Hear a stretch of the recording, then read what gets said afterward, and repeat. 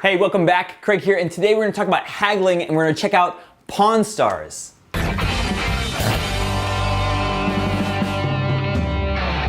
So we're going to talk about haggling, and it's often called bartering or bargaining, but I want to check out how these people are making mistakes in Pawn Stars, the show, because no matter what type of negotiation you're in, a lot of times it comes down to haggling over price. All right, let's look at this clip from Eddie, who has some sort of coal miner's mask that he's trying to sell.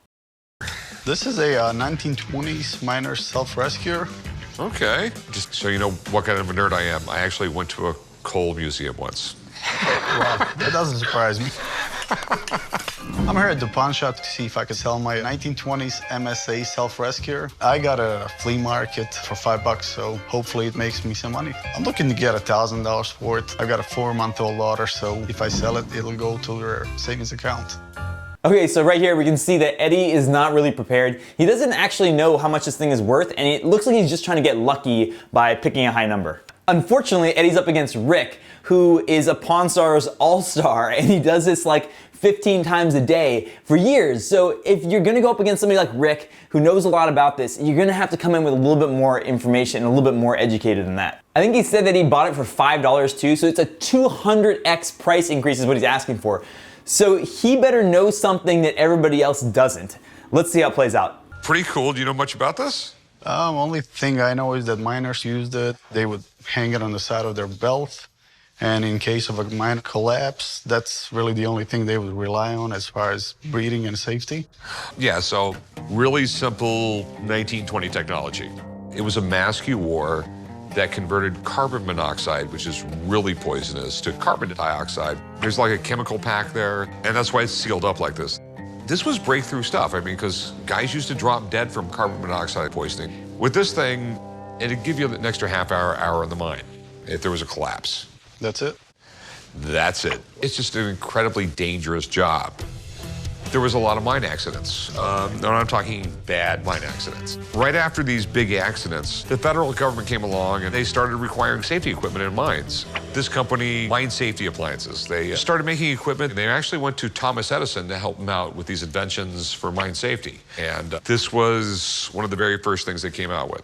Okay, so right here, Rick is laying down the law as far as knowledge about this. He knows an incredible amount about this really obscure thing, but this is kind of his thing. I mean, even in this tip on negotiation, look what he says. Be a nerd, be a nerd, be a nerd. Read, read, read. There's a million things out there. Always be up to date. Okay, so at this point, you can kind of see that Eddie is like backed on his heels. He's like, he knows he's out of his depths. He knows he doesn't know as much. So let's see what he does.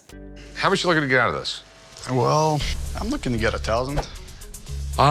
No.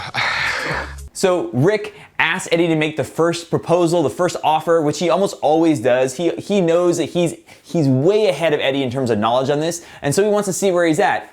Now, of course, Eddie tries to set a really high anchor of $1,000, and Rick does the right thing by just taking that anchor and wiping off the table and saying, hey, that is completely off the reservation. It's completely out of the ballpark.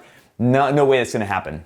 The thing is, I wasn't able to find one like it anywhere. Okay, these things aren't rare. I've seen them before in some pawn shops back east.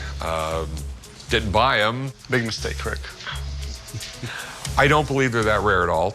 Okay. Just due to the fact was you worked in a coal mine in the United States, one of these things was on your belt, which is probably hundreds of thousands of people over the years. Okay. I'd give you $40 for it.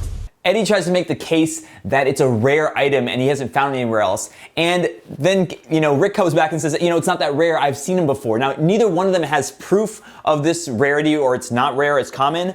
But because Rick knows so much more about the item, his kind of assertion that it's not rare holds a lot more weight. He counters with $40, which is a huge difference from $1,000, but it just shows he wasn't swayed at all by Eddie's really big anchor. I can guarantee you they don't go for more than that. Can't do 40, I'm sorry, man. How about 500?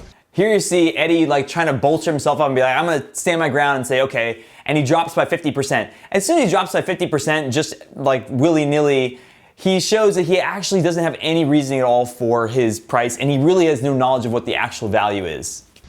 No, these things are very, very common. I haven't seen one. Have you lived in coal country? No. Okay, that's why you haven't seen one. Rick does the right thing here and just wipes that offer right off the table again, and Eddie and him go through the same thing again. Is it rare? Is it not rare? And of course, Rick always knows way more information than Eddie does, so it's just a really, really weak argument. How about 400? No, I'll give you 40 bucks. Can't do 40. Guess no deal then. No deal, man. All right, have a nice day, man. You too. This is pretty cool, though. It is. Okay, so of course they don't reach a deal because Eddie keeps hammering the same tactic of anchoring high even though it's not working. Let's see what he says. I definitely thought I found a one-of-a-kind item, but I'm going to save the self-rescue for my daughter, and maybe one day when she grows up, it'll be worth a lot more money. So what could have Eddie done better? First, don't go into this situation like this with no knowledge of what you want, what your reserve price is, or how much the thing is worth. You're going up against a professional. It's just really unlikely that this try it and get lucky and hammer really high anchor is going to work. Given that he didn't know much about the coal miner's mask at all, it really would have been his benefit to have Rick give the first offer so he could see his hand. Now, that would have been hard because Rick doesn't like giving first offers, but if I were Eddie, I would hammer to have Rick give the first number. Because he started at such a high number and Rick's number was so far away, it's really hard to close that gap for Eddie without actually just losing, respect that he actually had any sort of basis for why he was asking that price. The only way he could have improved the negotiation is to change tactics after the anchoring high didn't work. Now, surprisingly, Rick actually did seem like he had some interest in this coal miner's mask, so Eddie would have been best served by at least asking some questions, some calibrated questions, to see how Rick was going to respond. So once Rick offered $40, Eddie might have been able to say something like, "How am I supposed to do that?" Or say something like, "How much do you think you could sell it for if I did sell it to you?" At least those questions might have prompted Rick to at least say something and show whether he had any wiggle room. In this case, Eddie didn't do a very good job because he only saw one number from Rick. And maybe that was the full range, but he didn't even try or actually ask any questions. He just kept hammering at really high numbers and lost respect in the negotiation. If he had actually asked the proper questions, maybe he would have seen if there was any wiggle room from Rick or not. And if there was it something that he was able to accept? Now, it's entirely possible that there was no deal to be made here no matter what, because they had really, really different expectations as to what they wanted. But in any sort of haggling situation, you shouldn't really ever judge yourself on whether you make a deal or not, because you can't control what the other side's expectations are. What you should judge yourself on is, did you see what their range of possibilities are, and then you can choose whether you want to make a deal or not. In this case, Eddie didn't do a very good job because he never asked any questions and saw whether there was any movement on Rick's part or not, and he came in just completely uninformed.